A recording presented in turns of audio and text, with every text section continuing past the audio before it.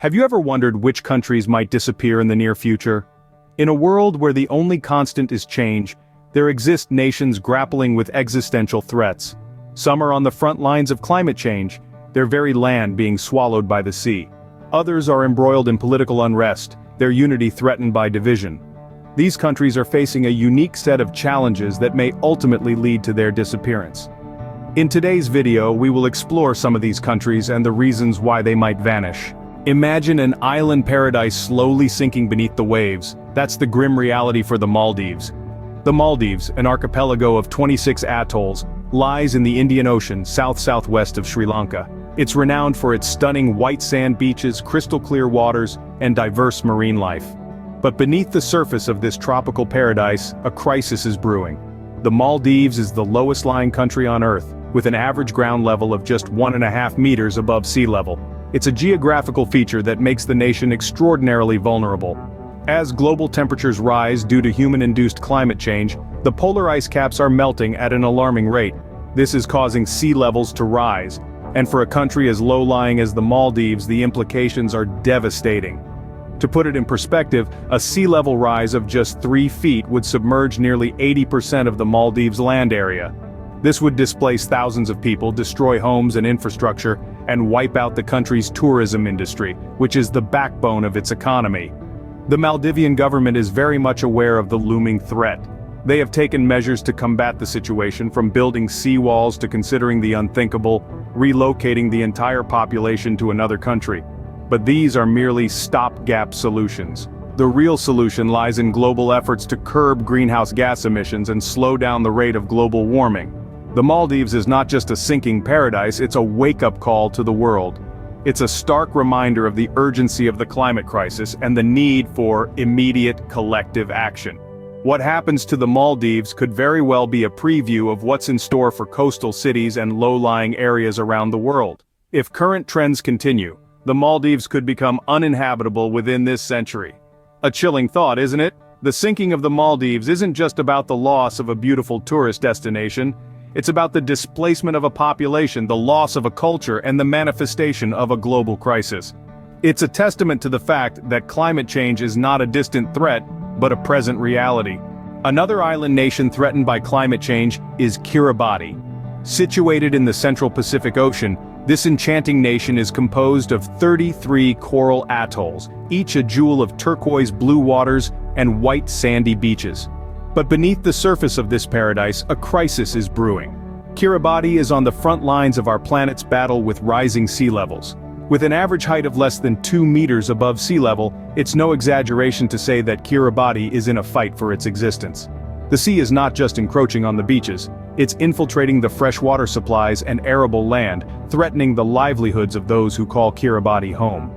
The people of Kiribati are not simply watching their homeland disappear beneath the waves, they are proactive, resilient, and innovative.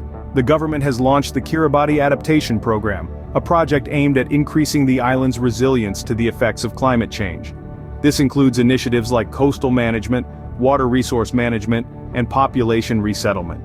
In a landmark move, the government purchased nearly 6,000 acres of land in Fiji in 2014. This was not just an investment, but a potential lifeline, a place to relocate their people if the sea level continues to rise unabated. Yet, despite their best efforts, the people of Kiribati face an uphill battle.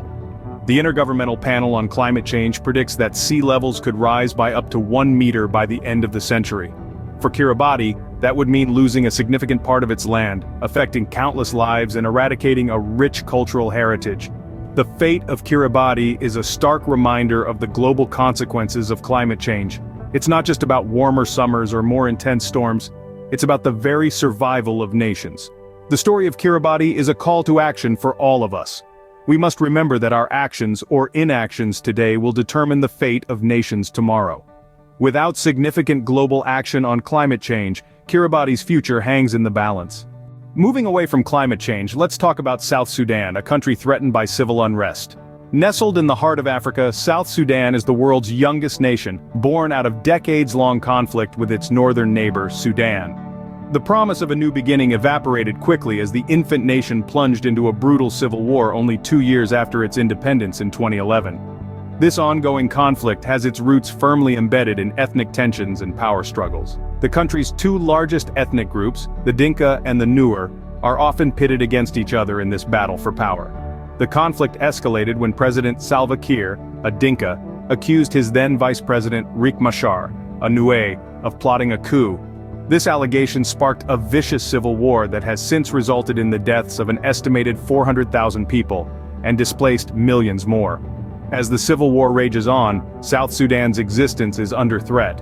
The country's infrastructure is in shambles and the economy is on the brink of collapse. The war has disrupted agriculture, the backbone of the nation's economy, leading to widespread food shortages. The United Nations has called the situation one of the world's worst humanitarian crises. Efforts to broker peace have been fraught with violations and setbacks. Despite numerous peace agreements, ceasefires have been repeatedly broken, and the country remains locked in a cycle of violence. In the midst of this chaos, the international community has struggled to find a lasting solution to the crisis. The country's youth, who make up more than half the population, are the most affected. Education has been disrupted, and the prospects of a brighter future are dimming with each passing day. Young people are increasingly being drawn into the conflict, perpetuating a cycle of violence that threatens to consume the nation's future. The future of South Sudan remains uncertain as the country continues to grapple with instability. The international community's focus on this young nation must not waver if we are to prevent a whole generation from being lost to war and a country from disappearing off the map. Belgium, a country in the heart of Europe, is threatened not by nature but by its own people.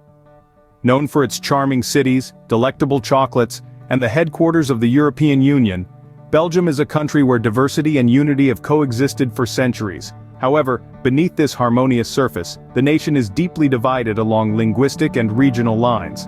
The country is essentially split into two main regions: Flanders in the north, where Dutch is spoken, and Wallonia in the south, where French is the predominant language. These regions not only differ in terms of language, but they also have distinct cultures, political leanings, and economic statuses. Flanders, with its strong economy and conservative politics, often feels burdened by the more liberal and less prosperous Wallonia. This has led to tensions, with increasing calls for secession, particularly from the wealthier Flemish region. The Belgian capital, Brussels, adds another layer of complexity to this divide. Although it's located in Flanders, French is the dominant language, and it serves as an independent region with its own government. This linguistic and regional divide has led to a highly decentralized government, with significant powers devolved to the regional and community level.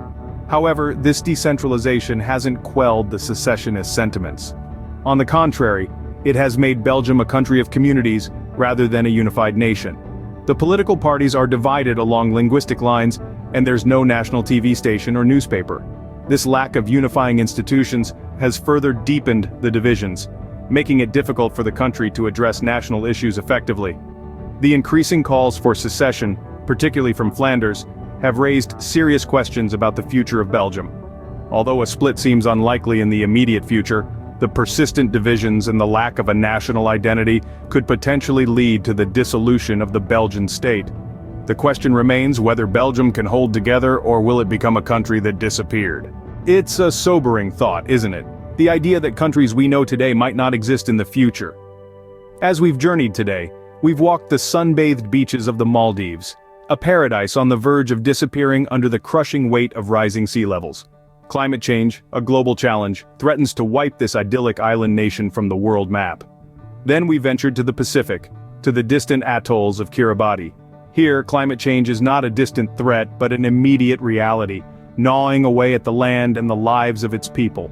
Our journey took a different turn as we visited South Sudan, a nation not threatened by the changing climate but by internal strife. Civil unrest threatens to dissolve this young nation, a stark reminder that not all threats are environmental. Finally, we found ourselves in the heart of Europe, in Belgium, a nation divided. Its existence is threatened not by water or war, but by its own people, a societal divide that could split the nation in two. These are not just stories, but realities faced by millions of people. They each represent a different challenge: environmental, political, societal. The fate of these nations serves as a reminder of the challenges we face globally, whether they're environmental, political, or societal.